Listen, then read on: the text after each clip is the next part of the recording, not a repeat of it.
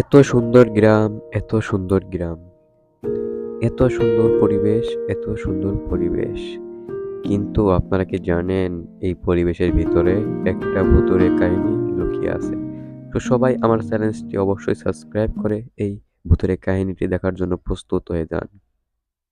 শুরু হয় সেই রাতে। প্লিজ আমাকে মেরো না, প্লিজ আমাকে মেরো না, প্লিজ। তোকে তো আমি মারবই, তোকে মারলে আমি অনেক টাকা পাবো, হা হা হা। তারপরে সেই ছেলেটি সেই মেয়েটিকে হত্যা করে ফেলে।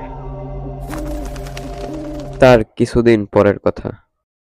বন্ধু, আমি তো আমার বাড়ি চলে এসেছি, এখন তোরা তোদের বাড়িতে চলে যা। আর এক কথা শুনে রাখ। আর বন্ধু শোন, তোরা সামনের জঙ্গল দিয়ে যাবি, তোদেরকে কেউ পিছন থেকে ডাকলে তোরা পিছনে তাকাবি না, বারবার বলে দিলাম। তারপরে তারা দুই বন্ধু বাড়ি যেতে শুরু করে, কিন্তু তারা জানতো না তাদের সাথে কি হবে। আচ্ছা বন্ধু, তুই কি ভূতে বিশ্বাস করিস? তারপরে তারা কথা বলতে বলতে ভয়ানক জঙ্গলটির সামনে চলে আসে।